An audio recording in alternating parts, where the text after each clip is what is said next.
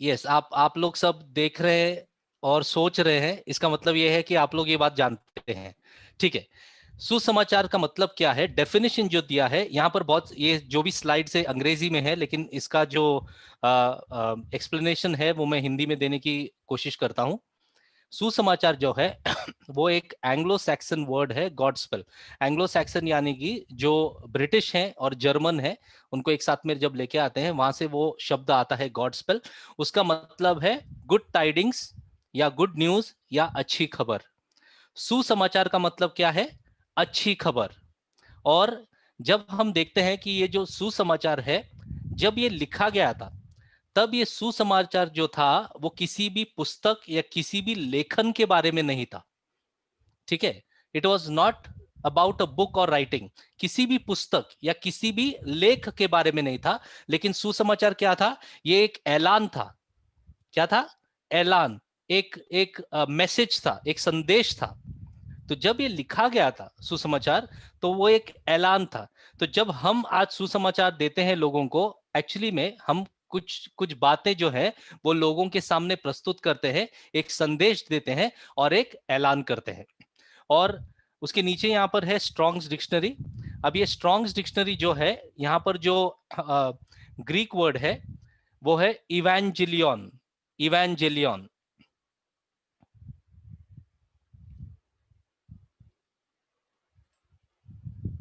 Evangelion. एक minute, शायद मेरा स्क्रीन वापस बंद हो गया है। क्या स्क्रीन दिख रहा है आपको अभी? ओके, तो ये जो वर्ड है, ये यूनानी भाषा में, ये एक डिक्शनरी से मैंने ये वचन को लिया है, शब्द को लिया है, सुसमाचार। ठीक है, वो डिक्शनरी है स्ट्रॉन्ग्स डिक्शनरी। आप ऑनलाइन अगर जाते हैं, वहां पर वो डिक्शनरी आपको मिलेगी, स्ट्रॉन्ग्स करके जो है वो डिक्शनरी मिलेगी आपको। तो ये जो शब्द है वो यूनानी भाषा में है इवेंजेलियन। इसका मतलब है कि आपको अच्छी खबर का एक रिवॉर्ड मिलेगा, एक पुरस्कार दिया जाएगा। आपको एक अच्छी खबर का पुरस्कार दिया जाएगा। उसका मतलब क्या है, एक अच्छी खबर का पुरस्कार दिया जाएगा। उसका और एक मतलब है, जो है कि ये जो अच्छी खबर है वो परमेश्वर के राज्य की है, जो जल्द ही आने वाला है। यदि मैं बहुत तेजी से जाऊंगा आगे, तो आप मुझे बताइएगा कि पास्टर आप बहुत तेजी से जा रहे हो, थोड़ा स्लो हो जाओ, मैं स्लो हो जाऊंगा। ठीक है। ये जो शब्द है सुसमाचार, गॉस्पल, वो क्या है, अच्छी खबर। किस बात की अच्छी खबर है, वो परमेश्वर के राज्य की, जो जल्द ही आने वाला था, और यीशु मसीहा की, जो उस राज्य का स्थापन करने वाला था, इसके बारे में वो अच्छी खबर है। क्या आपको समझ में आ रही है बात? सुसमाचार क्या है, सुसमाचार ये है कि परमेश्वर का राज्य या स्वर्ग का राज्य उस समय पर जो आने वाला था, और यीशु मसीह जो है उसका, उस राज्य का स्थापना करने वाला था। ये अच्छी खबर, ये बात थी। आज जब हम लोगों को गॉस्पल देते हैं या सुसमाचार देते हैं, उसमें और भी बातें जुड़ गई हैं। ठीक है, जो आगे हम देखेंगे। वचन से जब हम अभी सुसमाचार देते हैं, वो अब परमेश्वर के राज्य के बारे में है, और मसीहा के, यीशु के बारे में है, जो उस समय पर वो राज्य को स्थापन करने वाला था। आगे देखेंगे कि और क्या है सुसमाचार। जब यीशु क्रूस पर मरता है, तो सुसमाचार जो आज हम देते हैं या अच्छी खबर देते हैं, उसके अंदर हम लोग उसके मृत्यु के बारे में भी बात करते हैं, कि उसने कैसे अपने आप को क्रूस पर दे दिया, और वो आ, हमारे लिए, यीशु ने क्या किया, हमारे लिए अनंत जीवन और हम सबके लिए स्वर्ग का राज्य, ये हमारे जीवन में उसने लेके आया। ठीक है, इस अच्छी खबर में पहले तो परमेश्वर के राज्य के बारे में बात थी। स्थापना किसने की थी, स्थापना यीशु मसीह ने की थी, परमेश्वर के राज्य की। और उसके अंदर इस अच्छी खबर में जब हम लोगों को गॉस्पल देते हैं या सुसमाचार देते हैं, हम ये भी बोलते हैं कि यीशु मसीह ने उस क्रूस पर अपना जीवन दिया, और हम सबके लिए क्या लेके आया, वो अनंत जीवन दिया है, और हम सबको परमेश्वर के राज्य में जगह मिली है। परमेश्वर के राज्य में हम सबको, जो भी ये सुसमाचार सुनता है, उन सबको जगह मिली है। ठीक है, और हमको एक नया जीवन दिया है जब वो परमेश्वर के दाहिने पर बैठा, और वो वापस आने वाला है उसके राज्य को यहां पर स्थापना जो किया है उसको बढ़ाने के लिए, आगे चलाने के लिए। ठीक है, क्या आपको ये बातें समझ में आ रही है? अगर समझ में आ रही है तो हाथ उठाइए आपका। ठीक है, प्रेज द लॉर्ड। तो अच्छी खबर, सुसमाचार, उसके अंदर आता है कि जैसे कि यीशु क्रूस पर मरा है, क्रूस पर मरने से हम सबको उसने अनंत जीवन दिया, हमको परमेश्वर के राज्य में जगह दी, हमको जीवन दिया। ठीक है, और जो खोया था हमने, वो सब हमने पाया है यीशु मसीह के द्वारा। और यीशु मसीह इस वक्त परमेश्वर के दाहिने पर स्वर्ग में है और वो वापस आने वाला है। आमेन। अच्छी खबर यह भी है, सुसमाचार यह भी है कि हम सबको उद्धार मिला है मसीहा के द्वारा, साल्वेशन थ्रू क्राइस्ट। यीशु मसीह के द्वारा हम सबको उद्धार मिला है। जिस किसी को भी आप ये अच्छी खबर देते हो, उस व्यक्ति को ये मौका मिलता है अनंत जीवन पाने के लिए और उद्धार पाने के लिए। इस कारण से हम लोग सुसमाचार देते हैं। ठीक है, सुसमाचार हम इसीलिए नहीं देते हैं कि हमारा ग्रुप बड़ा हो जाए, हमारी कलीसिया बड़ा हो जाए। हम सुसमाचार इसीलिए देते हैं ताकि वो परमेश्वर के राज्य में आए, अनंत जीवन पाए और उसका उद्धार हो जाए। इस कारण से हम सुसमाचार देते हैं। नेक्स्ट जो है वो है कि सुसमाचार में हम ऐलान करते हैं यीशु मसीह के अनुग्रह की। क्या ऐलान करते हैं? यीशु मसीह के अनुग्रह की ऐलान हम करते हैं, जो यीशु मसीह के द्वारा मैनिफेस्ट हुआ या हमें दिखाया गया। यीशु मसीह खुद परमेश्वर का अनुग्रह था और आज यीशु मसीह के द्वारा हमारे जीवन में वो अनुग्रह आया है। इस सुसमाचार का भाग उसका अनुग्रह है। जब हम लोगों को सुसमाचार देते हैं तो उसमें परमेश्वर की अनुग्रह और मसीहा के अनुग्रह के बारे में बात करना जरूरी है और बात होती रहती है। इस वजह से वचन में जब भी हम वचन को पढ़ते हैं वहां पर हम बोलते हैं पिता का प्रेम और यीशु मसीह की अनुग्रह। अगर ये बात आपको समझ में आ रही है तो हाथ उठाइए। आमेन, प्रेज द लॉर्ड। तो और एक बात इस सुसमाचार में और क्या आता है? इस सुसमाचार में आता है कि यीशु मसीह जो है वो उद्धार करता था, वो सेवियर था, उद्धार करता। और ये कैसे हम जानते हैं? जब हम पढ़ते हैं मत्ती, मार्कुस, लूका, जब हम पढ़ते हैं तो उसके वचनों के द्वारा, उसके काम के द्वारा, उसके मृत्यु के द्वारा, उसने जो भी कहा है, उसका जो रूपरेखा है, उन सब के द्वारा हमें ये सारी बातें जब हम एक साथ लेके आते हैं और इसके साथ उसका पुनरुत्थान क्या है, उसके मृत्यु का, उसके काम का, उसके जो भी उसने कहा है, जो भी उसने रूपरेखा पूरे मत्ती, मार्कुस और लूक में जो मिलता है हमें, प्लस उसके मृत्यु, उसको गाड़ा जाना, तीसरे दिन जी उठना, उसका पुनरुत्थान और आज वो परमेश्वर के दाहिने पे बैठा है, ये सब कुछ एक साथ में हमारा सुसमाचार है जो हम लोगों को बांटते हैं। बांटने का कारण क्या है आप जानते हो? बांटने का कारण यह है कि उनको वो उद्धार मिले जो आज हमें मिला है। आमेन, प्रेज द लॉर्ड। उनको वो उद्धार मिले। अब ये तो हो गया सुसमाचार। अब जो आज सीख रहे हैं वो है सिनॉप्टिक गॉस्पेल, यानी कि एक साथ आया हुआ सुसमाचार। क्या है? एक साथ आया हुआ सुसमाचार। ये आगे हम जैसे जैसे बढ़ेंगे हमको इसके बारे में और जानकारी मिलेगी और हम समझ पाएंगे कि इसका मतलब क्या है। ठीक है, पहले जो 4 पुस्तक हैं नए करार में, उन्हें हम क्या बोलते हैं? गॉस्पेल बोलते हैं या सुसमाचार बोलते हैं। ठीक है, और ये जो सुसमाचार है वो पूरा रिटन है, यानी कि लिखित में है। ये लिखित में है और ये क्या है? यीशु के जीवन और यीशु की सेवकाई के बारे में पूरा जो वर्णन दिया है वो इन 4 जो पुस्तक है उन पुस्तकों में है, जो है मत्ती, मार्कुस, लूका और यूहन्ना। मैं वापस रिपीट करता हूं, ये जो भी बातें हैं यीशु के जीवन के बारे में, यीशु के सेवकाई के बारे में, यीशु के मृत्यु के बारे में, यीशु के पुनरुत्थान के बारे में और यीशु के उठाए जाने के बारे में, परमेश्वर के दाहिने पर बैठने के बारे में, ये सारी बातें जो है ये 4 पुस्तकों में लिखी गई हैं, जिसे हम बोलते हैं गॉस्पल, जिसमें आता है मत्ती, मार्कुस, लूका और यूहन्ना। ठीक है, और ये चारों जो गॉस्पल है, इसमें हम लोग को दर्शाया जाता है 4 अलग अलग बातें यीशु मसीह के बारे में। 4 पोर्ट्रेट, जो तीसरा पॉइंट यहां पर लिखा है, ये हमें 4 पोर्ट्रेट्स यीशु के बारे में बताते हैं। ठीक है, जैसे हम आगे बढ़ेंगे वैसे हमें ये समझ में आ जाएगा। अब चौथा पॉइंट, जो लोगों ने ये सारे जो गॉस्पल्स को पढ़े हैं और जब उसको एक साथ लेके आते हैं और कंपेयर करते हैं, तो हमें क्या यहां पर दिखता है कि मत्ती, मार्कुस और लूका में एक जैसे बातें लिखे हैं यीशु के जीवन के बारे में और सेवकाई के बारे में।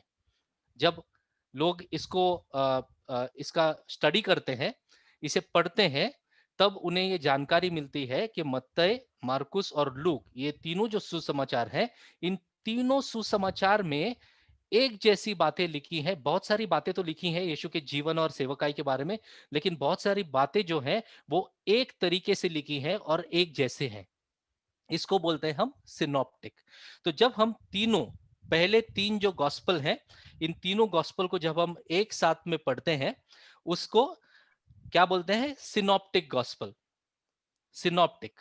और सिनॉप्टिक, छठा पॉइंट देखिए आप, छठा पॉइंट में लिखा है कि सिनॉप्टिक जो है वो यूनानी भाषा का एक शब्द है जो सिनॉप्सिस से आता है। आप लिख सकते हैं सिनॉप्सिस, उसका मतलब क्या है? एक साथ में देखना। तो सिनॉप्टिक गॉस्पल का मतलब है जो सुसमाचार हम एक साथ में देखते हैं या एक आंख से देखते हैं, एक तरीके से देखते हैं, उसे हम बोलते हैं सिनॉप्टिक गॉस्पल। ठीक है, और ये जो भी गॉस्पल है, सुसमाचार है, वो कब लिखा गया था? ये ईसा पूर्व 52 से 68, ठीक है, उसके बीच में लिखा गया था। कब लिखा गया था? ईसा पूर्व, यीशु के मरने के बाद एडी 52 से एडी 68 के बीच में आप देखेंगे कि ये सारे गॉस्पल्स लिखे गए थे। सो जब वो 3 गॉस्पल मत्ती, मार्कुस और लूक को हम साथ में ले लेते हैं और उसके अंदर जो बातें लिखी गई हैं वो बातें सिमिलर यानी कि एक जैसी हैं, और हम एक साथ में उसे जब स्टडी करते हैं या पढ़ते हैं, उसे हम बोलते हैं सिनॉप्टिक गॉस्पल। हम यूजुअली कैसे पढ़ते हैं? हम जब पढ़ते हैं तो हम मत्ती को कभी पढ़ते हैं, पहले लोग पहले यूहन्ना से शुरू करते हैं, कोई लोग मार्कुस से शुरू करते हैं क्योंकि मार्कुस सबसे छोटा है, तो बोलते हैं कि जल्दी खत्म हो जाएगा तो मार्कुस से शुरू करते हैं। तो सबका अलग अलग एक ध्यान होता है गॉस्पल पढ़ने का।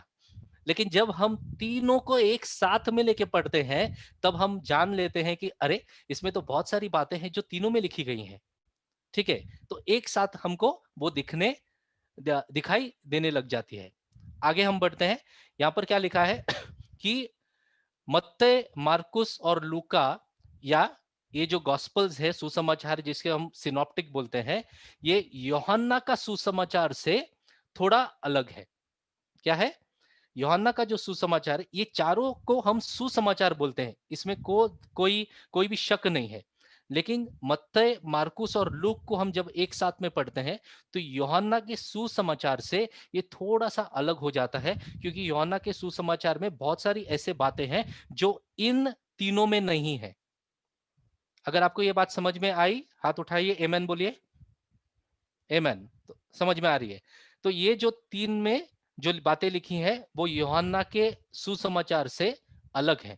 ये बात हमको समझनी है। तो अब से जब आप वचन को पढ़ते हो घर पे, तो आपको ये ध्यान देना है कि क्या मैंने ये बातें पहले सुनी है या पढ़ी है मत्ती, मार्कुस, लूक में। जब आप यूहन्ना पढ़ते हो तो ये ध्यान दो कि मत्ती, मार्कुस, लूक में क्या मैंने ये सारी बातें पढ़ी हैं। जब आप मत्ती को पढ़ते हो तो ये ध्यान देना क्या मैंने पहले मार्कुस या लूका में या यूहन्ना में ये बातें पढ़ी हैं। ये बातों को स्टडी करना या समझना बहुत जरूरी है। तो हम ये तीनों गॉस्पल्स में देखते हैं कि जो शब्द हैं, जो तरीके से लिखा गया है, वो एक जैसा है। और हम देखते हैं कि क्रोनोलॉजी का मतलब जो है, जो एक के बाद एक जो आता है, यानी कि पहले यीशु के वंशज के बारे में, फिर उसके जन्म के बारे में, ऐसे ही बातें आप देखोगे कि 2 या 3 गॉस्पल के अंदर वैसे ही तरीके से लिखा गया है। क्या आप ये समझ रहे हो? वैसे ही तरीके से, यानी कि गॉस्पल, कोई गॉस्पल शुरू करता है तो उसके अंदर पहले जो है वंशज के बारे में, फिर यीशु के जन्म के बारे में, फिर यूहन्ना बपतिस्मा के बारे में, उसके बैप्टिज्म के बारे में वो लिखा होगा। फिर हम दूसरे गॉस्पल में जब आते हैं तो वही वैसे ही तरीके से हम देखते हैं कि ऐसे बातें वहां पर लिखी गई है। लेकिन सबसे महत्वपूर्ण बात यह है, ये गॉस्पल या सुसमाचार लिखने का कारण ये था क्योंकि इनमें बहुत सारे पुराने नियम या पुराने करार के रेफरेंसेस आपको मिलते हैं। ये आपको समझना है। अगर आप बुक में लिख सकते हो तो आपके लिख लीजिए। इन सुसमाचारों में मत्ते, मार्कुस और लूक में हम देखेंगे कि बहुत सारे पुराने नियम के जो रेफरेंसेस है वो नए नियम में मत्ते, मार्कुस और लूक में हमें देखने मिलते हैं। ठीक है। अच्छा, ये जो सिनॉप्टिक गॉस्पल अभी कब से हम बोल रहे हैं, एक साथ देखने वाला, एक साथ आने वाला जो सुसमाचार है मत्ते, मार्कुस और लूक, ये कहां पर शुरू हुआ और ये किसने शुरू किया? एक जो व्यक्ति है वो जर्मनी का बाइबल स्कॉलर था, उसका नाम था जे ग्राइसबach। आप स्क्रीन पे देखेंगे उसका नाम मैंने लिखा है तीसरे पॉइंट में, जे ग्राइसबach, जो एक जर्मन बाइबल स्कॉलर था।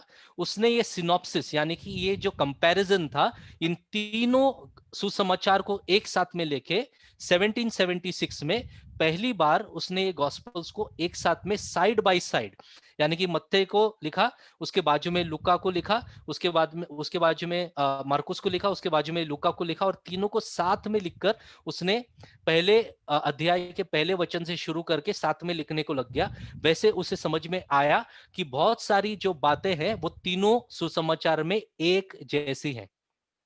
समझ में आ रही है कि डिफिकल्ट है? कोई चीज नहीं समझ में आ रही कि समझ में आ रही है? समझ में आ रही है? आप सर हिलाएंगे तो पता चलेगा। हाँ, प्रेज गॉड, आमेन। तो उसको ये जो क्रेडिट दिया जाता है कि सिनॉप्टिक गॉस्पल जो है वो उसने पहले लेके आया था। अब उसका उदाहरण मैं आपको देता हूं। ये आपके स्क्रीन पे कुछ दिख रहा है, आपको दिख रहा है? ये अंग्रेजी भी नहीं है और ये हिंदी भी नहीं है। ठीक है, ये जो है वो कौन से भाषा में है? ये जो है वो यूनानी भाषा में है। और यूनानी भाषा में ये जो जे ग्राइसबach है, ये उसके पुस्तक में से पहला एक पेज का मैंने फोटो निकालकर यहां पर डाला है। आपको दिख रहा है? तो जो आपके लेफ्ट साइड में आता है वहां पर ऊपर देखो मत्ती लिखा है, फिर उसके बीच के साइड में आता है वहां पे मार्कुस लिखा है, और उसके बाजू में तीसरा जो है वो लूका लिखा है। तो जो गॉस्पल है, तीनों गॉस्पल को एक साथ में वो इस तरीके से लिख रहा था। दिख रहा है ना आप सबको? तो ये जो है पहली बार ये हुआ था उस समय पर, और ऐसे उसने तीनों को लिखा था। क्या आप जानते हैं कि जब भी आप सिनॉप्टिकली यानी कि ऐसे आप पढ़ाई करते हो परमेश्वर के वचन की या इन गॉस्पल की या सुसमाचार की, तो आपको बहुत सारे कनेक्शंस मिलेंगे, बहुत सारे रेफरेंसेस मिलेंगे, ताकि आप उन वचनों में आपका जो जड़ है वो बहुत मजबूत हो जाएगा। ठीक है, क्योंकि हम एक बार एक ही पुस्तक पढ़ सकते हैं, लेकिन मौका मिले अगर हम ऐसे पढ़ पाए, जो आगे हम करेंगे जरूर, ऐसे हम जब कर पाते हैं तो हमें मालूम पड़ता है कि ओके, क्योंकि बहुत सारे लोग क्या करते हैं, मत्ते में से कुछ निकालेंगे और आपको बोलेंगे ये देखो मत्ते में ऐसा लिखा है और लूका में ऐसा लिखा है, और दोनों अलग बातें हैं, लेकिन जो सिचुएशन है वो एक ही है, लेकिन बातें अलग है। तो बाइबल के अंदर दोष है करके बहुत लोग बोलते हैं। लेकिन जब हम वचन पढ़ने लगेंगे तो हम ये जानकारी मिलेगी कि एक दूसरे को वो कॉम्प्लीमेंट या सपोर्ट करते हैं। क्या करते हैं? सपोर्ट करते हैं। ठीक है, एक उदाहरण देता हूं मैं आगे बढ़ने से पहले। अगर मैंने आपको सबको एक यीशु मसीह का एक मैंने छोटा सा एक क्लिप बताया, अगर मैं ये क्लिप बताता हूं आपको, ये 15 मिनट का क्लिप है, अगर मैं ये क्लिप बताता हूं आपको और 15 मिनट के बाद में मैं आपको बोलता हूं कि इसमें से आप कुछ पॉइंट्स जो आपने देखा है वो लिखिएगा, तो आप सब जो है अपने अपने शब्द में उन सारी बातों को लिखेंगे। हाँ या ना? है कि नहीं? जो आपने देखा है वो लिखेंगे कि नहीं? यस। तो आप लिखेंगे, लेकिन जरूरी क्या ये है कि आप जो लिख रहे हो वो सारे एक जैसे, यानी कि जो आपका जो ये है क्या बोलते हैं, जो वर्ड्स है यानी कि शब्द है वो एक जैसा होगा या वाक्य एक जैसा होगा? जरूरी वो है? नहीं। क्या ऐसा होगा? नहीं होगा। क्यों नहीं होगा? क्योंकि आप अपने अपने तरीके से, अपने अपने समझ से लिखोगे, लेकिन आप सब वही चीज दर्शाओगे जो आपने देखा है कि नहीं? अभी इसमें क्या होगा कि कोई कोई कुछ चीजें मिस कर जाएगा, है कि नहीं? कोई कोई कुछ चीजें पूर्ण तरह से याद रखेगा तो वो ज्यादा चीजें लिखेगा, कोई कोई बहुत कम चीजें लिखेगा जो आपको याद होगा। ज्यादातर जो आखिरी में आप देखोगे वो ज्यादातर लोगों को याद रहेगा, जो पहले देखा था वो बहुत सारे लोग भूल जाते हैं। ऐसा होता है ना? लास्ट का आपको याद रहता है क्योंकि वो फ्रेश होता है, आपके आपके माइंड में फ्रेश हो जाता है, इस वजह से वो याद रहता है। वैसे ये जो बातें हम गॉस्पल्स में देखते हैं, ठीक है, ये जो बातें हैं वो आइदर आई विटनेस, यानी कि जिन्होंने यीशु मसीह के साथ में चले उनके द्वारा आया है, जो गवाह थे यीशु मसीह के साथ में, जो चले, उसके साथ में जो जिए, उनके द्वारा आया है, या उन्होंने, जिन्होंने, दूसरे लोगों ने जो लिखा है गॉस्पेल, जैसे कि मार्कुस हो या लूका हो, वो जो है इन्होंने डायरेक्ट जो शिष्य थे यीशु के, उनके द्वारा, उनकी ओर से उनको ये सारी बातें मिली हैं। तो दो लोगों से गॉस्पेल आई है, कौन है वो? एक है जो यीशु के साथ में चले, जैसे मत्ती है, जैसे यूहन्ना है, ठीक है। और ऐसे भी दो लोग हैं, मरकुस और लूका, जो यीशु के साथ डायरेक्टली नहीं चले थे, लेकिन यीशु के साथ चलने वाले लोगों को, उनसे उन्होंने सुसमाचार सुना, बहुत रिसर्च किया, और उन्होंने अपना जो गॉस्पल है या सुसमाचार है वो प्रस्तुत किया है। क्या ये बात क्लियर है? ठीक है, प्रेज़ द लॉर्ड। अभी आपके सामने और एक चित्र है। ये चित्र में आपको क्या दिख रहा है? कुछ दिख रहा है चित्र में? चित्र में एक बोट है, उसके अंदर यीशु है, उसके अंदर सारे शिष्य है, ठीक है, और एक तूफान है। और इसका जो कहानी है, हम बहुत सारे मसीह में जो हैं उन सबको ये कहानी तो मालूम ही है, कैसे यीशु ने उस तूफान को शांत किया। यीशु सो रहा था, उसे उठाया गया, उसने तूफान को शांत किया। अब ये जो शांत करता है यीशु, ये आपको मत्ती, मार्कुस, लूका में ये दिखता है, लेकिन यूहन्ना में नहीं दिखता है। आपको मत्ती, मार्कुस, लूका में ये बात दिखती है, लेकिन ये कहानी दिखती है, लेकिन ये यूहन्ना में नहीं दिखती है। ये सिर्फ एक उदाहरण में दे रहा हूं आपको ये बात समझने के लिए कि ये जो सिनॉप्टिक है, एक तरीके से जब हम देखते हैं तो ये तीनों सुसमाचार में, मत्ती, मार्कुस और लूका में आपको ये कहानी दिखाई देगी, लेकिन यूहन्ना में नहीं दिखाई देगी। वो आगे जब आप जॉन के जब पुस्तक को पढ़ोगे और उसका स्टडी करोगे और लेटर्स पढ़ोगे, तो वहां पर आपको और भी जानकारी मिलेगी इसमें डिफरेंसेस क्या था, जो आगे हम भी कवर कर लेंगे। ठीक है, आगे बढ़ते हैं। अब आते हैं पहला सुसमाचार, जो मत्ती का सुसमाचार है। किसका सुसमाचार है? मत्ती का। जो हमारे बाइबल में नया करार जब शुरू होता है तो किससे शुरू होता है? मत्ती से शुरू होता है।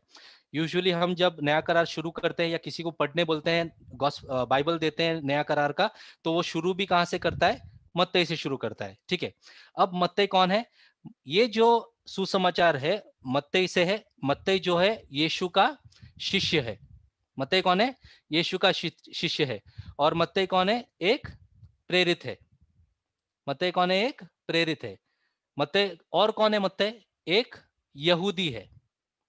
तो आपको ये ध्यान में रखना है जब हम आगे बढ़ेंगे, तो उसका जो राइटिंग है, उसका जो लेखन है, उसके ऊपर से हमको ये समझ में आ जाएगा कि मत्ती का एक प्रेरित होना, एक यहूदी होना और एक शिष्य होना किस तरह से काम में आता है जब वो ये सारी बातों को अपने सुसमाचार में लिखता है।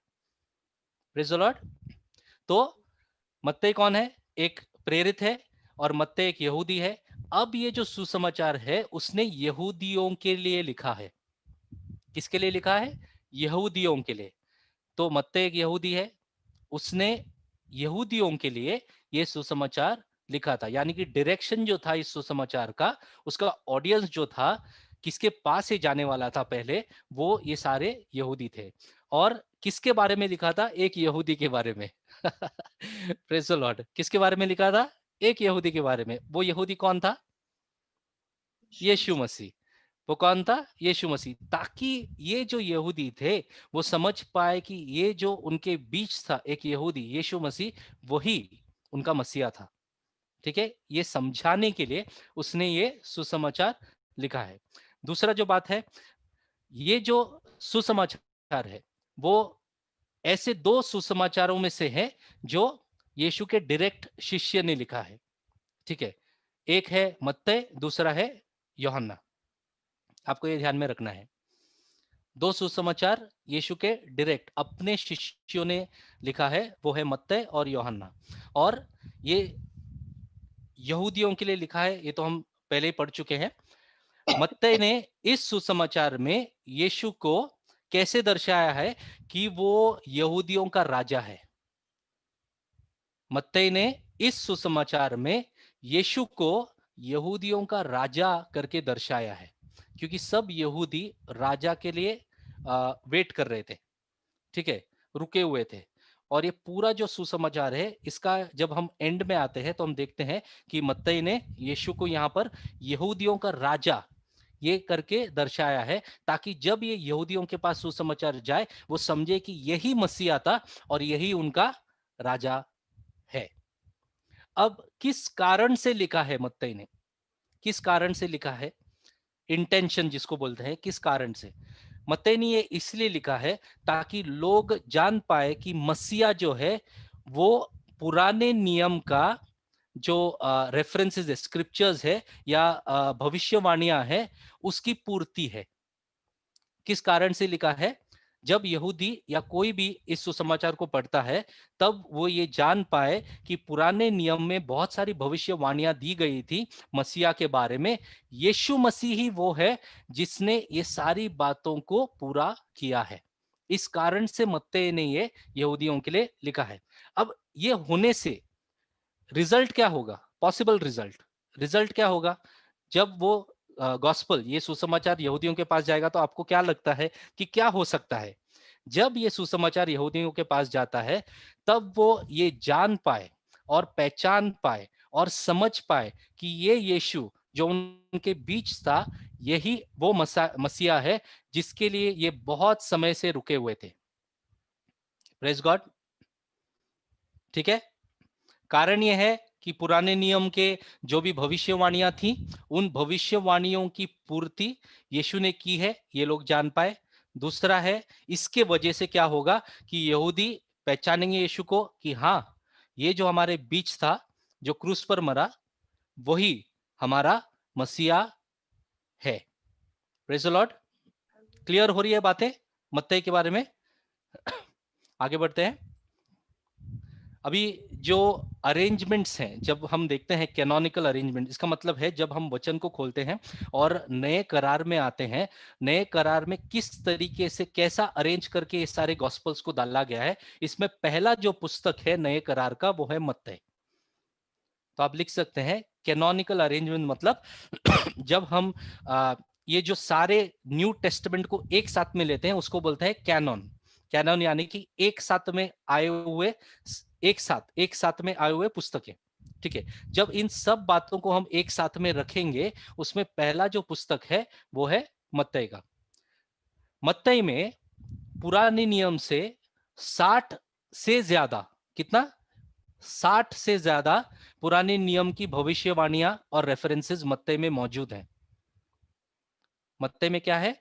पुराने नियम से 60 से ज्यादा जो रेफरेंसेस है और भविष्यवाणियां हैं, वो मत्ती के अंदर हमें दिख जाती है। तो जब ये पुस्तक यहूदियों के पास जाएगा, वो यहूदी जो है वो पुराने नियम से भली भांति वाकिफ थे।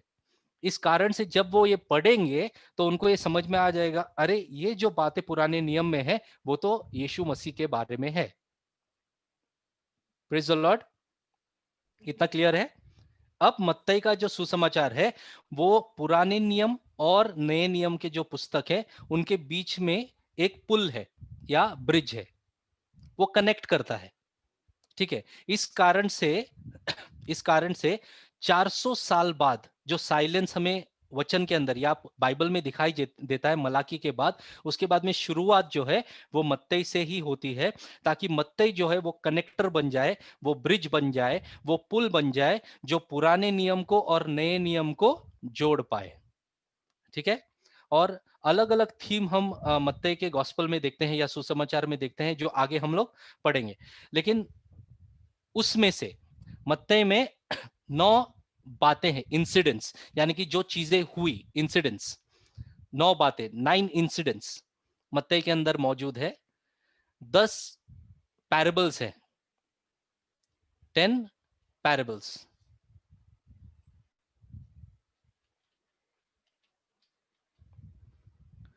पैराबल्स यानी कि दृष्टांत।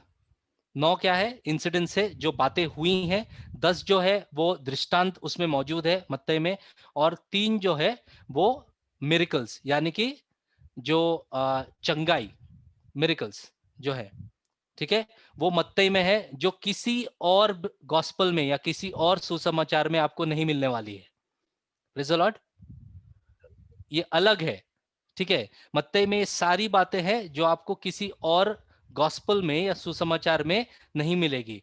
इसके अंदर जो पैराबल्स है 10, इसके अंदर जो मिरेकल्स है 3, और जो इंसिडेंट्स हुए हैं 9, जो आगे हम देखेंगे, चेक करेंगे, वो किसी और गॉस्पेल में आपको नहीं मिलने वाली है। ऑथरशिप। ऑथरशिप का मतलब क्या है? ऑथरशिप का मतलब है किसने लिखा है। अभी ये जो हम जानते हैं, हम बोलते हैं कि ये मत्ती ने लिखा है, क्योंकि ऊपर आता है द गॉस्पेल ऑफ मैथ्यू। ठीक है, तो हमारा क्या समझ है? मत्ती का सुसमाचार। सुसमाचार किसका है? मत्ती ने लिखा है, इजी है जानने के लिए। लेकिन जब हम देखते हैं ऑथरशिप, ऑथर यानी कि किसने लिखा है, जब आप वचन को पढ़ते हो तो वहां पर लिखा है the gospel according to Matthew. मत्ती की ओर से आने वाला सुसमाचार, मत्ती का सुसमाचार नहीं, मत्ती की ओर से आने वाला सुसमाचार। यानी कि मत्ती ने जो लिखा है वो बहुत सारी बातें उसने देखा है, तब उसने ये बातें लिखा है, उसकी ओर से, अकॉर्डिंग टू मैथ्यू। समझ में आ रहा है? टाइटल जो है मैंने लिखा है गॉस्पेल ऑफ मैथ्यू, लेकिन वो छोटा वहां पर लिखने के लिए। लेकिन मत्ती की ओर से जो सुसमाचार आता है, उस सुसमाचार को हम बोलते हैं कि मत्ती के द्वारा हमें ये सुसमाचार मिला है, क्योंकि वो गवाह था, उसने सारी बातों को देखा था। अब जब हम पहला पॉइंट देखते हैं यहां पर, जो प्रेरित है मत्ती, उसे लेवी कहते हैं। क्या बोलते हैं? लेवी। इससे पहले आपने सुना है लेवी के बारे में? पुराने नियम में भी लिवाइट्स थे, लेवी था, ठीक है। तो जो मत्ती था उसे लेवी भी कहते हैं। और बहुत सारे स्कॉलर्स जो है, बहुत सारे जो सीखे हुए लोग हैं, प्रोफेसर्स है बाइबल के, वो लोग ये कहते हैं कि मत्ती ने ही खुद, या ये जो लेवी है उसने खुद ये सुसमाचार लिखा है। Praise the Lord.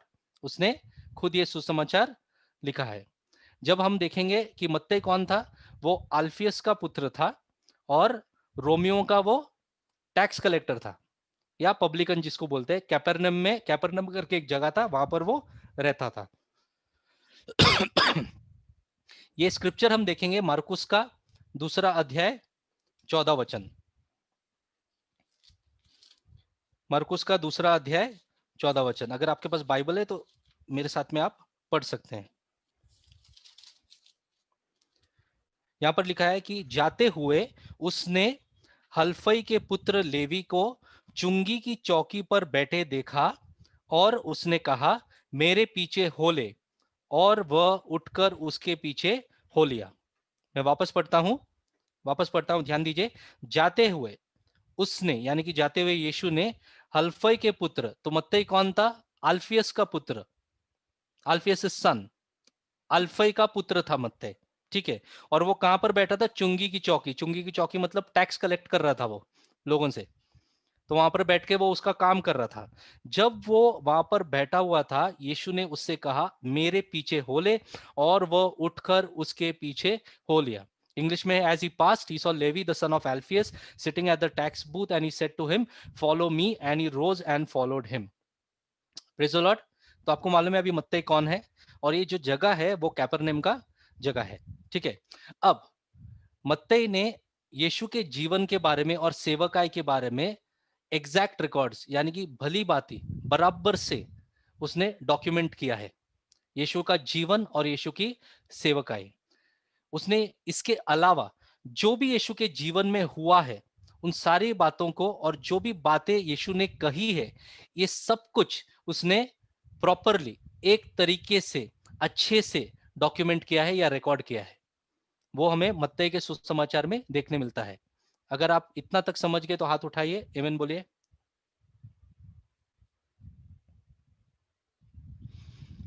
अब ये जो बुक है, मत्ती का पुस्तक है, उसके अंदर मत्ती करके लिखा नहीं है। ऊपर हेडिंग टाइटल में लिखा है गॉस्पेल अकॉर्डिंग टू मैथ्यू, लेकिन पुस्तक के अंदर मत्ती करके लिखा नहीं है, वहां पर लेवी लिखा है। ठीक है, आप समझ गए बात को, इसके अंदर नहीं लिखा है। लेकिन हम जानते हैं अलग अलग सोर्सेस से और दूसरे गॉस्पेल से कि ये बात जो है वो मत्ती के बारे में है, और मत्ती ने ही ये पुस्तक को, ये सुसमाचार को लिखा है। ठीक है, जो यहाँ पर जो मैंने लिखा है, earliest church fathers refer to Matthew as its author, यानी कि बहुत पुराने, यानी कि पहली पीढ़ी, कलीसिया की पहली पीढ़ी, यानी कि पहले 100 साल के बाद जो अर्ली चर्च फादर्स यानी कि कलीसिया के जो मार्गदर्शक थे, पौलुस के बाद, यूहन्ना के बाद जो मार्गदर्शक थे कलीसिया के, ये सब बोलते हैं कि मत्ती जो है वो ये सुसमाचार लिखने वाला व्यक्ति है। क्लियर है? इतना समझ में आ रहा है? क्या मैं तेज जा रहा हूं कि थोड़ा स्लो हो जाऊं कि ठीक है? ठीक है, प्रेज गॉड, वेरी गुड। अब एविडेंस सपोर्ट्स मैथ्यूज ऑथरशिप, यानी कि ये जो प्रमाण कि मत्ती ने ये लिखा है करके, ये हमको एक्सटर्नल एविडेंस यानी कि बाहरी प्रमाण से मिलता है। ये सब जो नाम है ये अर्ली चर्च फादर्स यानी कि पहले के जो अर्ली चर्च फादर्स यानी कि मार्गदर्शक जो थे कलीसिया में, ये उनके नाम है Clement of Rome, Polycarp, Justin Martyr, Clement of Alexandria, Tertullian. ये सब रेफर करते हैं कि मत्ती जो है उसने ही ये सुसमाचार को लिखा है।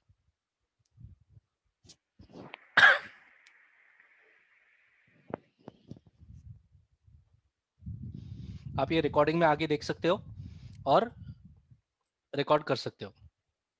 अब कब लिखा है, डेट, ये जानना जरूरी है। ये सब क्यों इंपॉर्टेंट है? लोग बोलते हैं ब्रदर अभी बाइबल पढ़ते हैं हम, वचन पढ़ने से कभी कभी बहुत डिफिकल्ट होता है वचन की बातों को समझना। आप बहुत सारी बातें हमको सिखा रहे हो अभी, ये सब कुछ बैकग्राउंड है। ये क्या है? बैकग्राउंड है। जब आप बैकग्राउंड जानते हो, देखो किसी को भी कब जब भी हम लोग काम पे रखते हैं या किसी किसी के बारे में हम जानना चाहते हैं, क्या आप जब भी एक लड़का और एक लड़की का प्रपोजल कलीसिया में आता है तो क्या होता है? सबसे पहले एक बैकग्राउंड चेक होता है कि नहीं? हर एक चीज के लिए, पासपोर्ट बनाने जाओ बैकग्राउंड चेक होता है, हर एक चीज में बैकग्राउंड वेरिफिकेशन होता है। नए काम में जाते हो अभी, वहां पर भी बैकग्राउंड चेक होता है। ये बैकग्राउंड चेक करने का कारण है कि हमें ये पता चले अब कि ये सारी बातें जो है वो किस मंशा से लिखी गई थी। जब मत्ती ने लिखी थी, व्हाट वाज द इंटेंशन, ये लिखने का कारण क्या है? तो ये बैकग्राउंड से हमें ये जानकारी मिल जाती है कि इस कारण से ये सारी बातें लिखी गई है। तो ईसा पूर्व 58 से 68, ओके, एडी 58 से 68 के बीच में, लोग बोलते हैं 52 या 53 में हो सकता है, कोई कोई बोलते हैं 62 में है। ओके सॉरी, 52 60 53 नहीं, 60 टू 63 के बीच बीच में ये लिखा गया है करके। क्यों ऐसे बोलते हैं? क्योंकि जो ईसा पूर्व 70 यानी कि 70 एडी में जो इज़राइल में यरूशलेम में जो मंदिर खड़ा था उसे नाश कर दिया गया था। यीशु ने मत्ती के 24वें अध्याय में बोला था कि एक पत्थर दूसरे पत्थर के ऊपर नहीं रहेगा। ये एक भविष्यवाणी दी थी जो 70 ईसा पूर्व में ये पूरी हुई। और मत्ती जब ये लिखता है इसमें, ठीक है, ये हुआ है करके लिखा नहीं है, ये होने वाला है करके लिखा था। आप समझ रहे बात?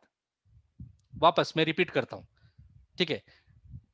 मैं अभी एक चिट्ठी लिखता हूं, उस चिट्ठी के अंदर मैं लिखता हूं कि 2030 में ये होने वाला है।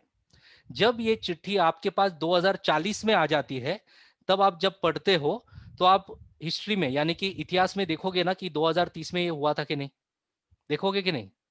और आप देखते हो कि अगर ये हो गया है तो इसका मतलब क्या है कि जब मैंने चिट्ठी लिखी थी तब ये हुआ नहीं था। समझ में आ रहा है? समझ में आ रहा है नहीं आ रहा है? Praise God. ओके, ठीक है, ठीक है। जब ये लिखा गया था, यानी कि यरूशलेम का नाश और जो वहां पर जो मंदिर था उसका नाश, ये होने वाला है करके रेफरेंस में लिखा गया है मत्ती में, हुआ है करके कहीं पर भी लिखा नहीं है। यानी कि ये होने से पहले था, यानी कि 70 ईस्वी में ये हुआ था। यानी कि मत्ती का जो सुसमाचार है 70 ईस्वी से पहले है, इतना हमको समझ मिलता है। ठीक है। और 70 ईस्वी में क्या किया, रोमियो ने जो मंदिर था यरूशलेम में और सिटी का यानी कि शहर का बहुत सारा भाग जो था उसे नाश कर दिया था और मंदिर को जलाया था। ठीक है। और ये जो स्क्रिप्चर है मैथ्यू 28 का 15 हम पढ़ेंगे। मैथ्यू 28:15, मत्ती का 28 का 15 हम पढ़ेंगे। अतः उन्होंने रुपए लेकर जैसे सिखाए गए थे वैसे ही कहा।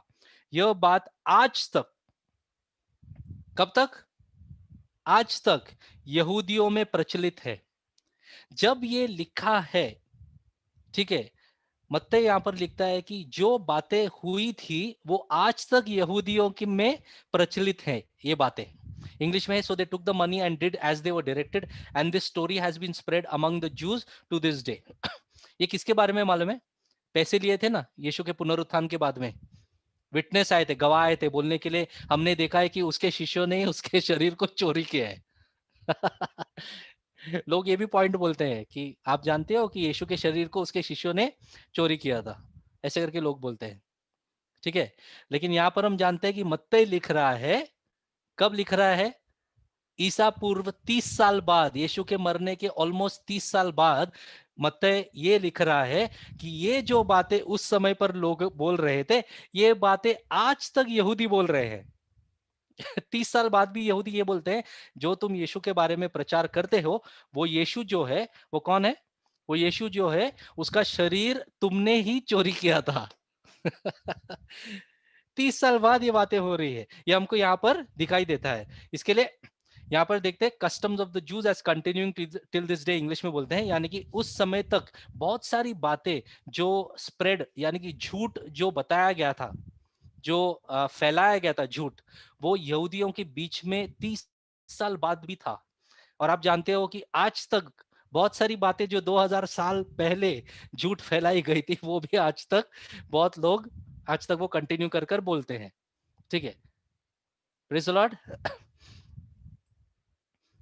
ऑडियंस, मत्ती ने किसको लिखा था?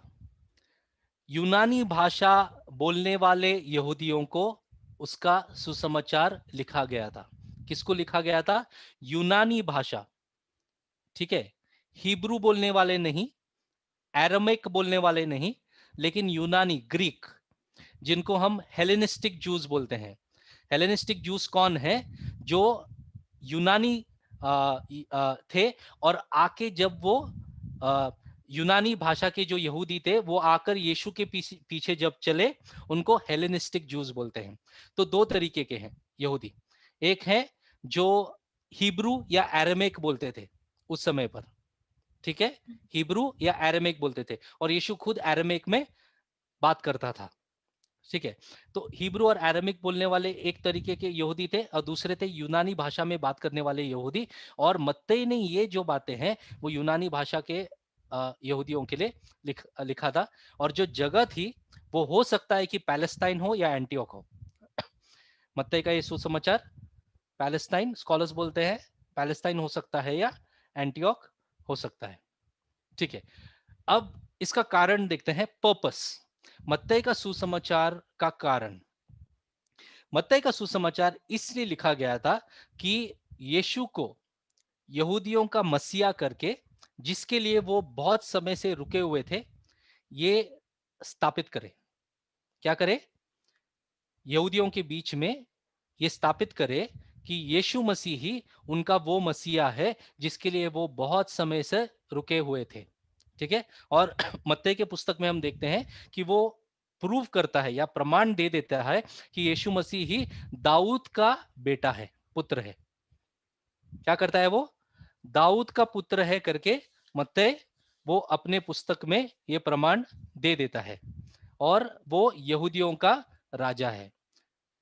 यहूदियों का राजा और दाऊद का पुत्र, ये प्रमाण जो है प्रूव कर देता है कि इस सुसमाचार में कि यीशु मसीह ही वो है। जब हम मत्ती का पहला अध्याय 1 से 7 में आते हैं, मत्ती का पहला अध्याय 1 से 7,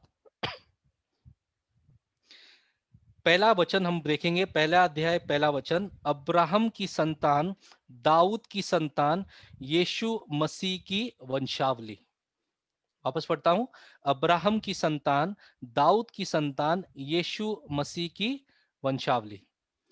जब हम आगे पढ़ते हैं तो वंशावली लिखा गया है, लेकिन यहां पर है the book of the genealogy of Jesus Christ the son of David the son of Ibrahim, यानी कि अब्राहम का पुत्र कौन है? यीशु मसीह है, ठीक है।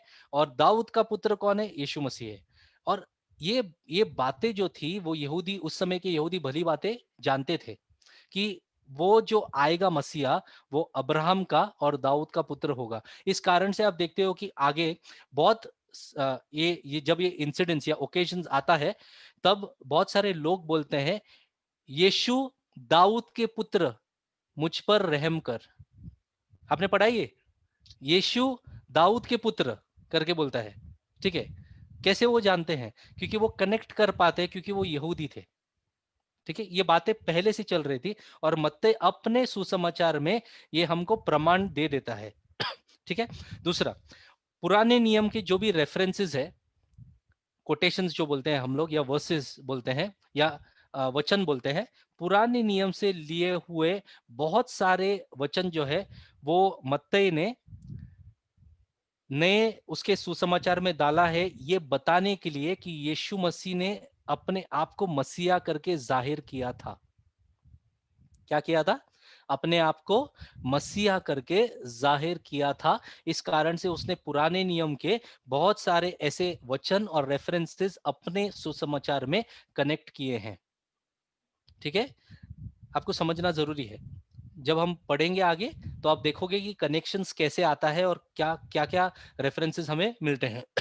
यीशु की वंशावली जो है, वंशावली, उसका जो बपतिस्म है, उसके जो संदेश है, उसके चिन्ह चमत्कार जो है, उसका मृत्यु जो है और उसका पुनरुत्थान, इन सब के बारे में पुराने नियम से वचन यहां पर इस सुसमाचार में मत्ती के उसने कनेक्ट किए हैं या रेफर किए हैं। किन बातों के बारे में है? उसकी वंशावली, उसका बपतिस्म, उसका संदेश, बहुत सारे उसके संदेश को कनेक्ट करता है मत्ती पुराने नियम के वचनों से। उसका जो मिरेकल्स, यानी कि उसके जो चिन्ह और चमत्कार किए उसने, उन बातों को, उसका मृत्यु और उसका जो पुनरुत्थान है, ये सारी बातों को पुराने नियम से वो कनेक्ट करता है, ठीक है।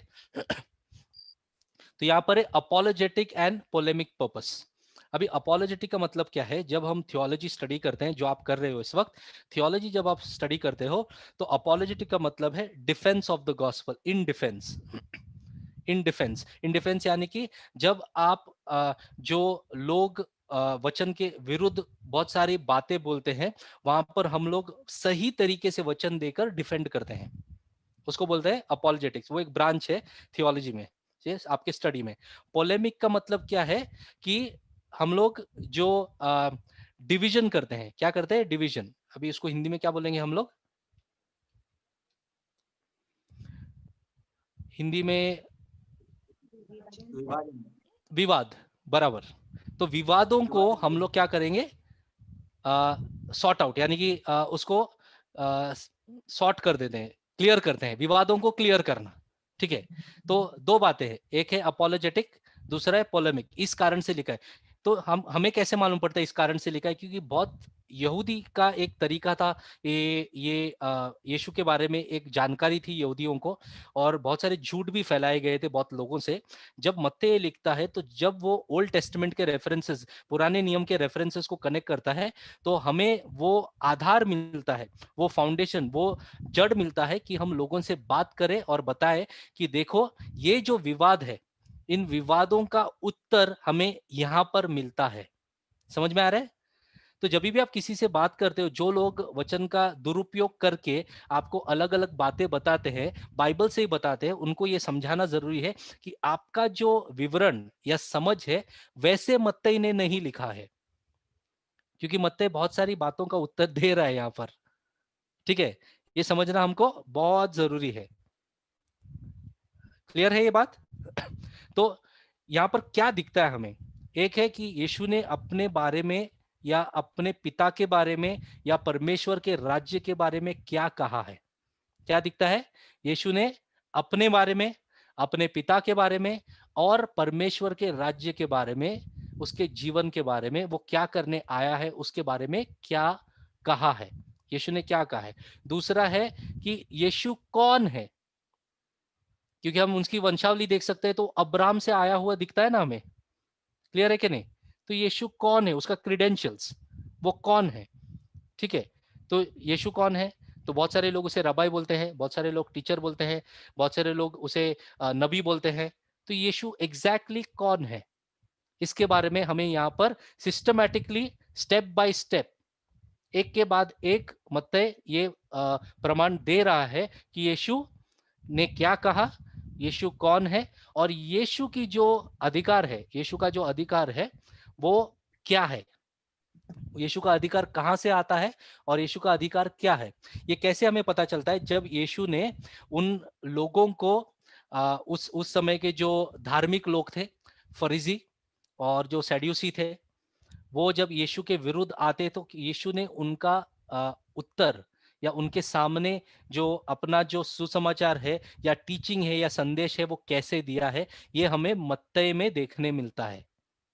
क्लियर है इतना? आमीन? क्लियर है? तो जब यीशु को बहुत सारे लोग बोलते थे कि ये सही नहीं है, किसी ने बोला कि यीशु के अंदर शैतान है। क्या आप जानते हैं शैतान के पावर से, बेल्ज़ेबूब के पावर से ये करता है। तो बहुत सारे लोग, बहुत सारे आइडियाज थे उस समय पर, उस कल्चर में, उनके बीच में बहुत सारा एक आइडिया था कि ये जो व्यक्ति है वो ऐसा हो सकता है, क्योंकि लोग बहुत बात करते थे, बहुत सारे लोग उसके पीछे चलते थे। ठीक है, और सारे लोगों को सारी बातें देखने नहीं मिलती थी, है कि नहीं? तो बहुत सारे लोग जैसे बोलते हैं ना कि अगर मैंने आपको कुछ बताया और आपने और किसी को बताया और वैसे वो 100वें व्यक्ति के पास जाएगा तो उसका आइडिया कुछ और ही होगा।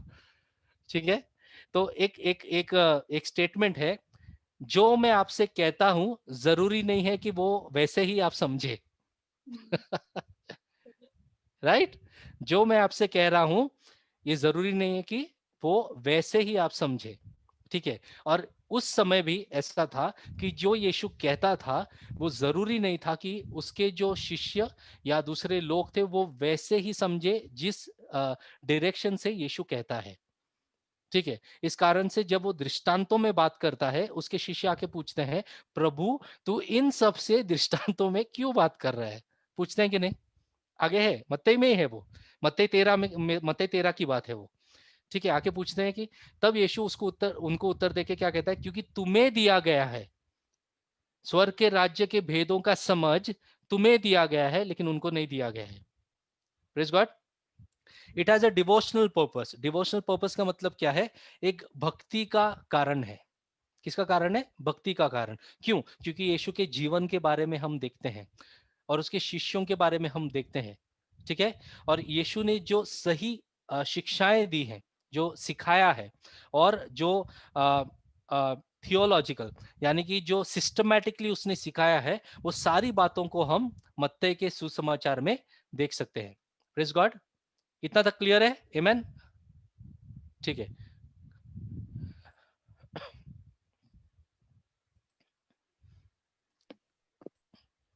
अब देखिए डिवीजन ऑफ द बुक। तो मत्ती का जो सुसमाचार है वो 3 भागों में है। क्या है? 3 भागों में है। सबसे पहला भाग है इंट्रोडक्शन। सबसे पहला भाग क्या है? इंट्रोडक्शन। उसका मतलब है कि परिचय।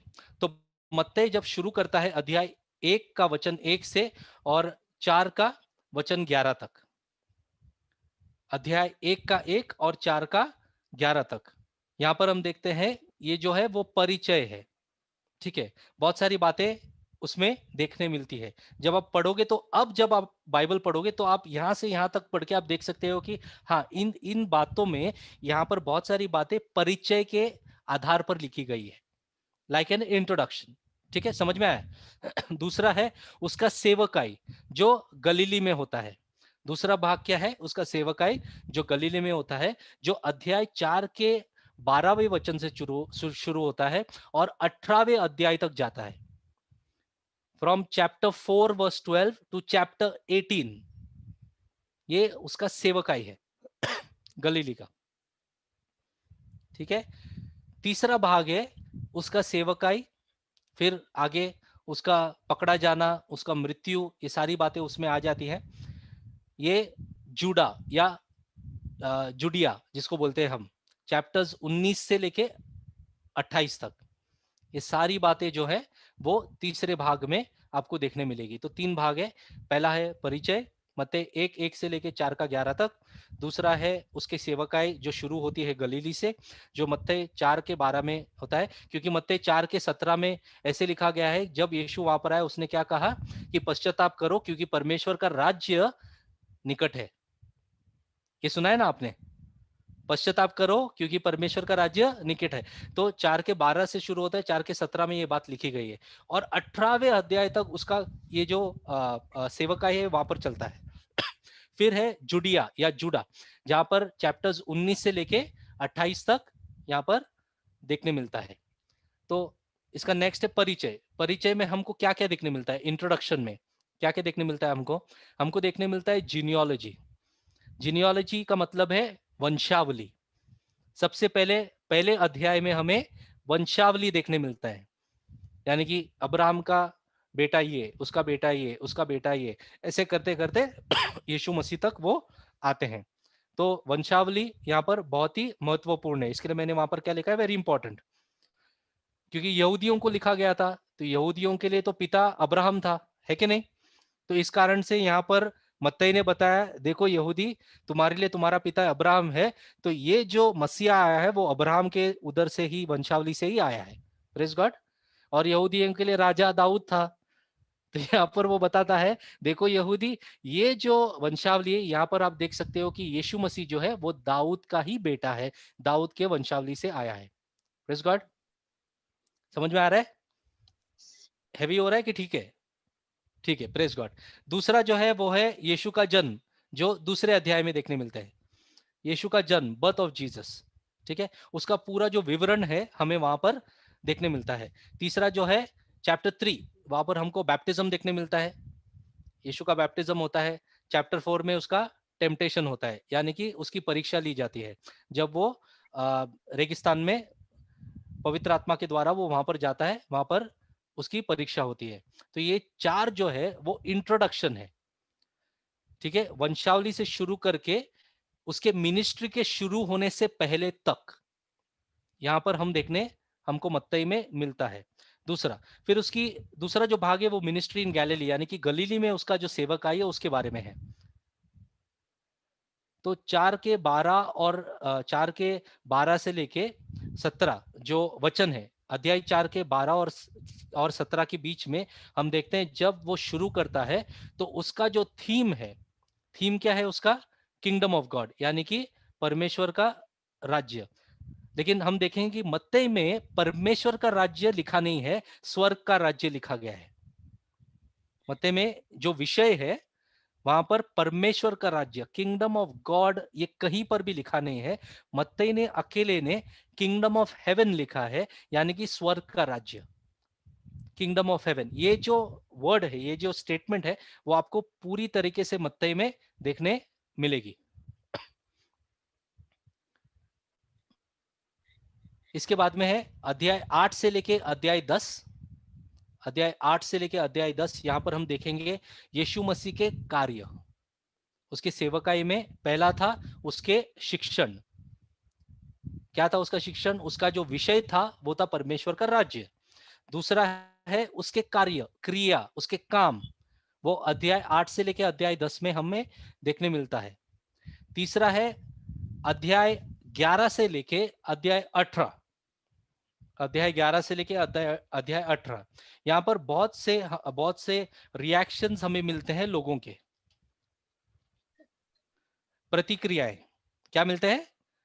जब यीशु बहुत सारी बातें जब कर रहा था, तो बहुत सारे लोग वहां पर बहुत सारी प्रतिक्रियाएं कर रहे थे या दे रहे थे। ये सारी बातें हमें कहां पर देखने मिलती हैं? अध्याय 11 से लेके अध्याय 18 तक।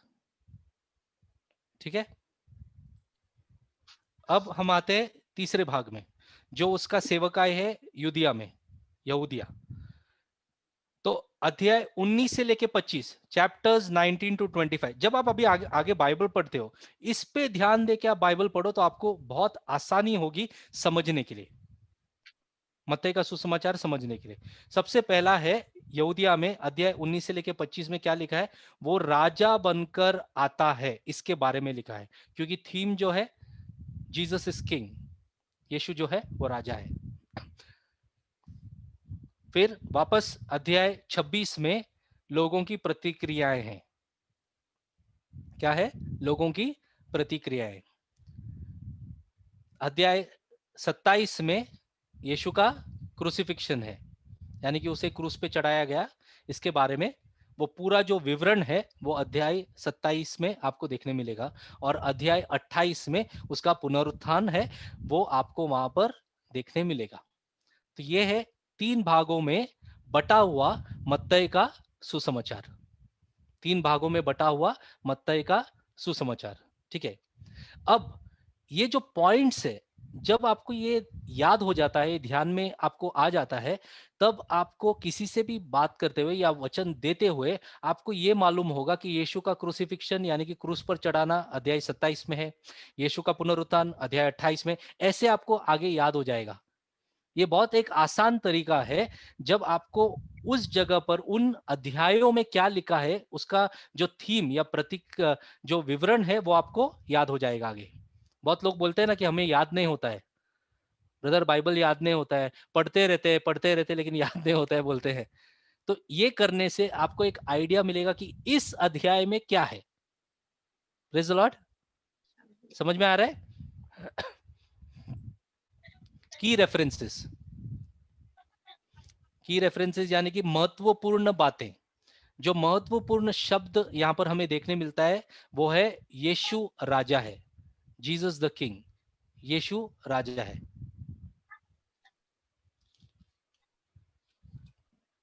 और इसमें की जो महत्वपूर्ण जो वचन है वो 2 वचन है। एक है मत्ती का 16वां अध्याय 16 से 19, मत्ती का 16वां अध्याय 16 से 19।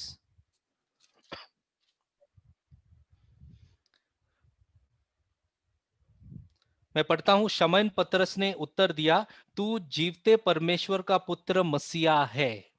आमेन। ये बात यहूदियों के पास अब जाने वाली है। ये सुसमाचार यहूदियों के पास जाने वाला है।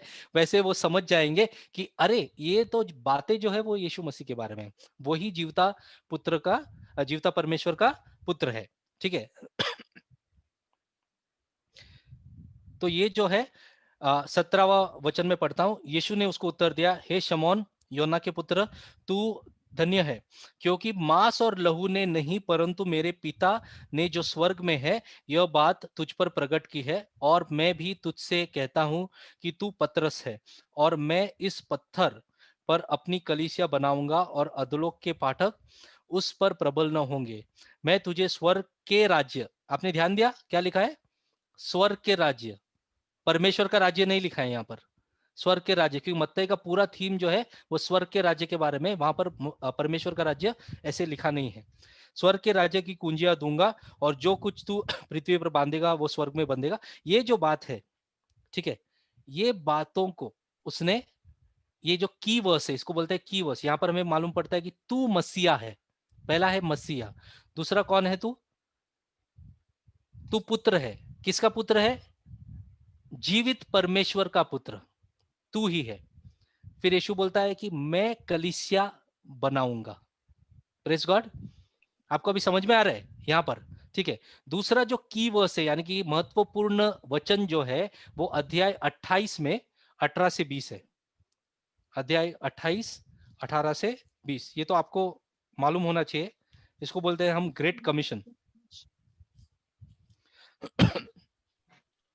अध्याय 28 18 से 20, यहां पर लिखा है कि यीशु ने उनके पास आकर कहा, स्वर्ग और पृथ्वी का सारा अधिकार मुझे दिया गया है, इसलिए तुम जाओ। कौन जाएगा? शिष्यों को बोलता है, सब अधिकार मुझे दिया गया है, इसीलिए तुम जाओ। प्रेज गॉड, बहुत अच्छी बात है। इसलिए तुम जाओ, सब जातियों के लोगों को चेले बनाओ और उन्हें पिता और पुत्र और पवित्र आत्मा के नाम से बपतिस्मा दो, और उन्हें सब बातें जो मैंने तुम्हें आज्ञा दी है मानना सिखाओ, और देखो मैं जगत के अंत तक सदा तुम्हारे संग हूं। ये की वर्सेस है, महत्वपूर्ण वर्सेस है जो हमें यहाँ पर देखने मिलती है, रेफरेंसेस जिसको बोलते हैं। अब मत्ते में मत्ते के सुसमाचार में हम सरमन्स देखेंगे। सरमन्स यानी कि शिक्षण, उपदेश जिसे हम बोलते हैं, उपदेश। तो 5 ग्रुप्स में हम उपदेश को देखते हैं। मत्ती के सुसमाचार में 5 ग्रुप्स में उपदेश हैं। ओके, पहला है सरमन ऑन द माउंट, जो उपदेश उसने पहाड़ पे दिया था। सरमन ऑन द माउंट, जो उपदेश उसने पहाड़ पे दिया था, वो अध्याय 5 से अध्याय 7 में लिखा गया है। सरमन ऑन द माउंट जो अध्याय 5 से लेके अध्याय 7 में लिखा है।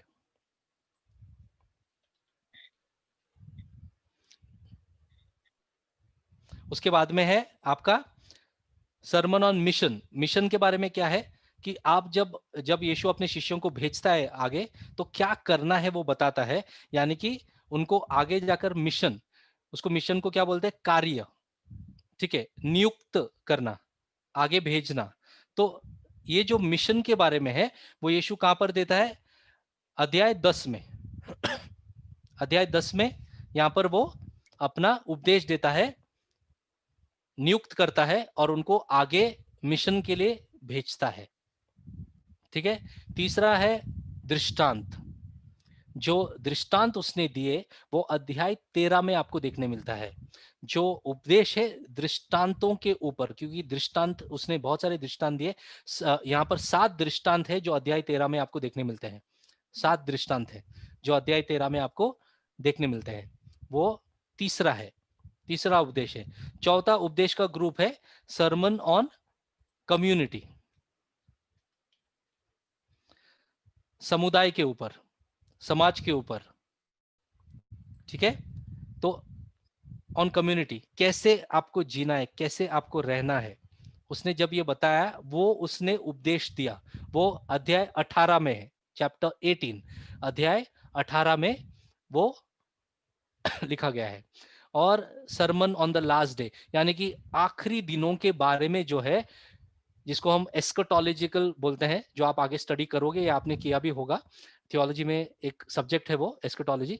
वो जो है वो अध्याय 23 से लेके अध्याय 25 तक आपको देखने मिलेगा। अध्याय 23 से लेके अध्याय 25 तक आपको देखने मिलेगा। ठीक है। इसके साथ में मैं जोड़ता हूं कि और भी दृष्टांत उसने दिए हैं जो आपको अध्याय 21 और 22 में देखने मिलते हैं।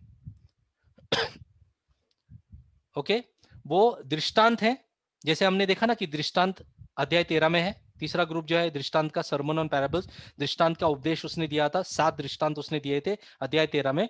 वैसे ही उसने दृष्टांत दिए हैं अध्याय 21 और 22 में, जिसके अंदर वो दृष्टांत भी है और आखिरी दिनों के बारे में भी है, वो जुड़े हुए हैं। आप समझ गए? दृष्टांत भी है और आखिरी दिनों के बारे में, उसके बारे में भी है। ठीक है। ये जो 5 ग्रुप है, ये उपदेशों का 5 ग्रुप, ये हमें यहां पर देखने मिलते हैं। यीशु ने जो भी कहा है, ये सारी बातें यहां पर यीशु ने कही हैं। इतना क्लियर है आपको? आगे बढ़ूं? ओके। अब छोटा सा एक स्टैटिस्टिक्स है मत्ती के पुस्तक का। स्टैटिस्टिक्स क्या है? कितने चैप्टर है, कितने अध्याय है, आपको जानना जरूरी है। कितने अध्याय है यहाँ पर? 28 अध्याय। मत्ती में कितने अध्याय हैं? 28। लिख लीजिए, मत्ती में अध्याय है 28। कितने वचन है मत्ती में? 1071, 1070 और एक, उतने वचन है मत्तई में, 1071। और कितने शब्द है मत्तई में? 18,345। कितने शब्द है मत्तई में? ये सिर्फ आपकी जानकारी के लिए, 18,345 इतने शब्द आपको मत्तई में मिलते हैं। Chapters 28 versus 1071, words 18,345।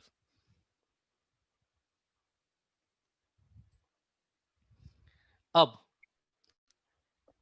इसका सिग्निफिकेंस क्या है? मत्ते के जो सुसमाचार है, सिग्निफिकेंस यानी कि उसका जो वो क्यों इतना महत्वपूर्ण है हमारे लिए, उसका महत्व क्या है? ठीक है, मत्ते के सब्जेक्ट में या मत्ते में ये हमने पहले भी देखा है कि जो स्वर्ग का राज्य है ये 32 बार दिया गया है। कितना बार है स्वर्ग का राज्य? अब मुझे बताइए, कोई भी आपको कुछ लिखता है और उसके अंदर एक बात बार बार दोहराता है तो उसका मतलब क्या होगा?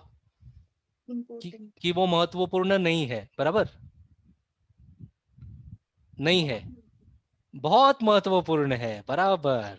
उसका मतलब क्या है? कि वो बहुत महत्वपूर्ण है। और मत्थई में परमेश्वर अपना स्वर्ग के राज्य के बारे में 32 बार लिखा गया है। और मत्थई में वो यीशु के जो शिक्षण है उसके बारे में बहुत ही डिटेल में देता है। मत्ते में क्या देता है? यीशु के शिक्षण के बारे में, वो क्या क्या सिखाता है उसका डिटेल हमें दिया गया है। और कलीसिया जो शब्द है, कलीसिया चर्च, वो मत्ते में 2 बार आपको देखने मिलता है, सिर्फ 2 बार। ठीक है, परमेश्वर का अपना स्वर्ग का राज्य 32 बार, और कलीसिया जो है वो कितनी बार? 2 बार। ठीक है, तो एक है अध्याय 16 का 18 जो हमने पहले पढ़ा था, जब यीशु बोलता है कि मैं मेरी कलीसिया बनाऊंगा, और अधलोक के पाठक वो बोलता है ना, वो उस वहां पर लिखा है। दूसरा है अध्याय 18 का 17वां वचन।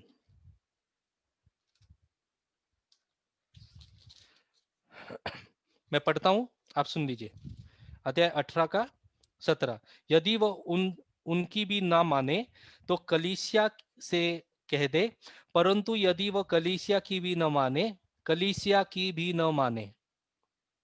ठीक है, जब वो अपराधियों के प्रति व्यवहार कैसे करना है इसके बारे में जब वो बताता है मत्तई, जब यीशु एक्चुअली आगे बताता है इसके बारे में, तो ये तो 2 बार है कलीसिया के बारे में यहाँ पर लिखा गया है। चर्च सिर्फ 2 बार है, लेकिन स्वर्ग का राज्य 32 बार है।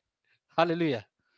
ठीक है, तो मत्तई का जो ध्यान है वो क्या चाहता है कि आप स्वर्ग के राज्य के बारे में और यीशु क्या लेके आया है, पश्चाताप करो क्योंकि स्वर्ग का राज्य निकट है। ये बात उसके सुसमाचार में देखने हमें मिलता है। वो चाहता था कि ये बात लोगों के पास, यहूदियों के पास आए और ये बातों को समझे। तीसरा है एस्कोटोलॉजिकल टीचिंग्स। एस्कोटोलॉजिकल टीचिंग मतलब आखिरी दिनों के बारे में, अंतिम दिनों के बारे में क्या लिखा गया है। वो आप देखोगे मत्ते के 24 और 25 में है। उसके छोटे छोटे रेफरेंसेस अलग अलग जगह पे दृष्टांतों में है उसके सुसमाचार में, लेकिन बहुत सारी बातें, पूरे चैप्टर्स जो है वो 24 और 25 में आपको देखने मिलेगा अंतिम दिनों के बारे में। Eschatological teachings, the teaching of and days, last times, यहां पर देखने मिलता है। और मत्ती जो है उसका एम्फोसिस, वो क्या कर रहा था? वो एम्फोसाइज किस पे कर रहा था? यीशु के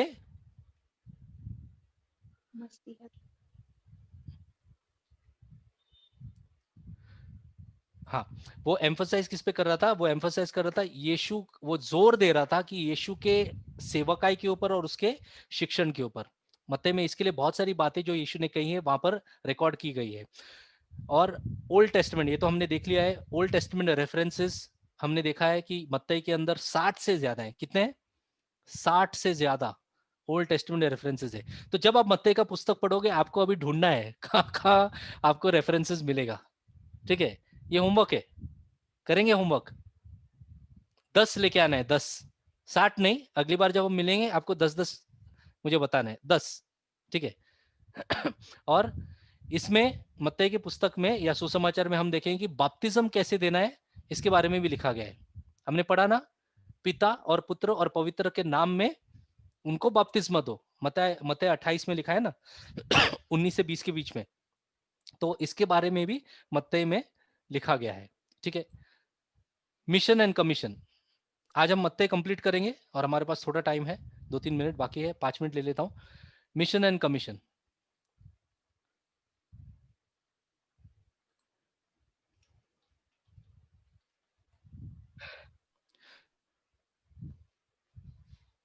तो इसका मतलब क्या है कि यीशु ने अपने शिष्यों को जो महान अभियान दिया, कमीशन दिया, ठीक है, वो मत्ती के 28 में जो हमने पहले ही पढ़ा है, वो क्या बोलता है कि सारा अधिकार मुझे दिया गया है स्वर्ग और पृथ्वी पर, इसीलिए तुम जाओ।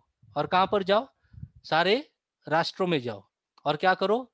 लोगों को चेला बनाओ और क्या करो? उनको बपतिस्मा दो, पिता और पुत्र और पवित्र आत्मा के नाम में उनको बपतिस्मा दो और उनको मेरी आज्ञाएं मानना सिखाओ।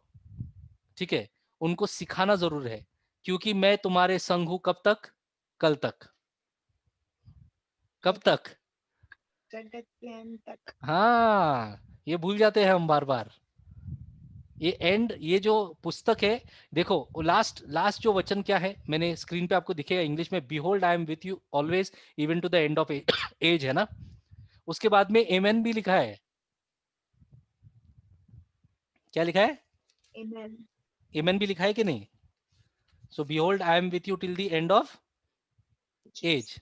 तो वो एमेन जो है वो मैंने लिखा है, वो बाइबल में नहीं है, वो मैंने लिखा है एमेन। तो जब भी हम ये बात सुनेंगे आपको क्या बोलना है? एमेन, ऐसा ही हो। एमेन का मतलब क्या है? ऐसा ही हो।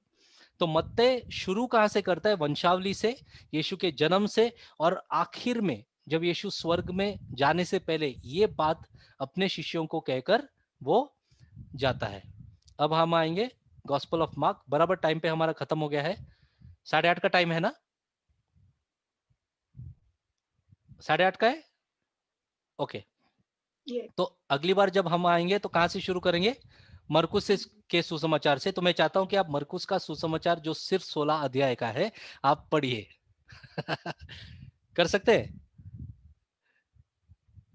28 अध्याय का नहीं है, 16 अध्याय का है। लेकिन जानिए उसके बाद में लूका का सुसमाचार आएगा, जो कितना है? वो सबसे लंबा सुसमाचार है। Mhm. Praise the Lord.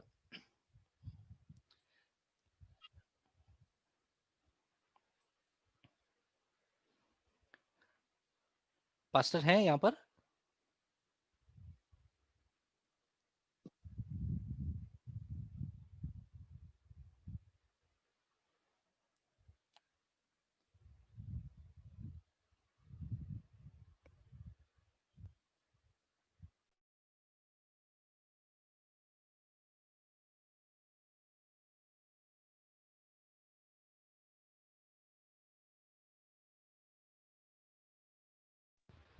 यदि आपको कुछ समझ में नहीं आया है तो आप कुछ सवाल लिख सकते हैं। अगर हमारे पास आगे अ, अगली बार अगर कुछ टाइम होगा तो हम उन सवालों का उत्तर दे देंगे। मुझे लगता है कि बहुत सारा इन्फॉर्मेशन आज आपको मिल गया है। इसको थोड़ा प्रोसेस कीजिएगा आराम से। ये हफ्ते बैठिए, मत्ते के पुस्तक के साथ में बैठिए और ध्यान से पढ़िए। ठीक है? मैं आपको बोलता हूँ, हम भी ऐसे ही करते हैं। हम, एक है जो हम बाइबल रीडिंग करते हैं, बराबर है, जो हम वचन को पढ़ते हैं। दूसरा है जब हम वचन को सुनते हैं तो अलग अलग भाग से वचन को सुनते हैं, कि नहीं? मतलब आज मैं अगर आपको कोई उपदेश देता हूं तो मैं मरकुस से शुरू करूंगा, फिर जूने करार में जाऊंगा, फिर नए में आऊंगा, फिर इधर जाऊंगा उधर जाऊंगा, वैसे हमको मिलता है। ठीक है, अलग अलग कनेक्शन मिलता है। लेकिन जब आप पढ़ते हो, जब आप स्टडी करते हो, जब आप सीखते हो, तो आपको ऐसे सिस्टमैटिक सीखना बहुत जरूरी है। जब आप सिस्टमैटिक सीखोगे तो वो कभी आप भूलोगे नहीं। ठीक है, एबीसीडी हमने बचपन में सिस्टमैटिकली सीखा था, वो आज तक हम भूले नहीं, बराबर। तो बहुत सारी बातें हम भूलते नहीं क्योंकि सिस्टमैटिक सीखते। तो ये सीखना जरूरी है, हमको एक फाउंडेशन दे देता है। Praise God. इसके ऊपर कोई सवाल है आपके पास कि आपको टाइम चाहिए प्रोसेस करने के लिए? आज मत्ते हो गया है, अगली बार कोशिश करके हम मार्कुस और लुक्का दोनों करेंगे। ठीक है, हमारा टॉपिक क्या है? Synoptic gospel. सिनॉप्टिक का मतलब क्या है? एक आंख से देखना, यानी कि एक तरीके से देखना। और मैंने आपको फोटो बताया था जहां पर 3 गॉस्पल एक साथ में एक ही पेज पे लिखे गए, राइट। लेकिन अब हम स्टडी जो है वो अलग अलग कर रहे हैं, ताकि आपको इसका बैकग्राउंड मालूम पड़े, ताकि जब हम वहां पर आए तो हम देखें कि मत्ते में लिखा है 1 आदमी, मरकुस में लिखा है 2 आदमी, लेकिन जो जगह है, जो सिचुएशन, वो एक ही सिचुएशन है। तो उसको हम कैसे टैकल कर सकते हैं? ठीक है, ये सारी बातें हम यहाँ पर आगे जाके देखने वाले हैं।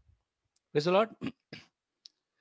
तो मुझे लगता है कि यस, कोई सिस्टर प्रार्थना, कोई ब्रदर प्रार्थना करना चाहेगा? आप अनम्यूट करके प्रार्थना कीजिए और एंड करते हैं आज का सेशन।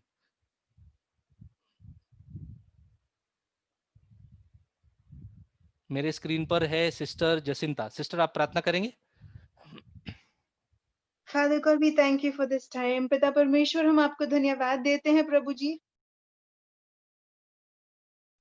प्रभु, हम आपको धन्यवाद देते हैं ये सुंदर समय जो आपने हमको दिया प्रभु जी। प्रभु, मत्ते के सुसमाचार से कितना कुछ प्रभु हम सीख पाए प्रभु, ये आपका अनुग्रह है। प्रभु पवित्र आत्मा, हम आपको धन्यवाद देते हैं प्रभु जी, क्योंकि यदि आप नहीं होते तो हम ये समझ नहीं पाते प्रभु।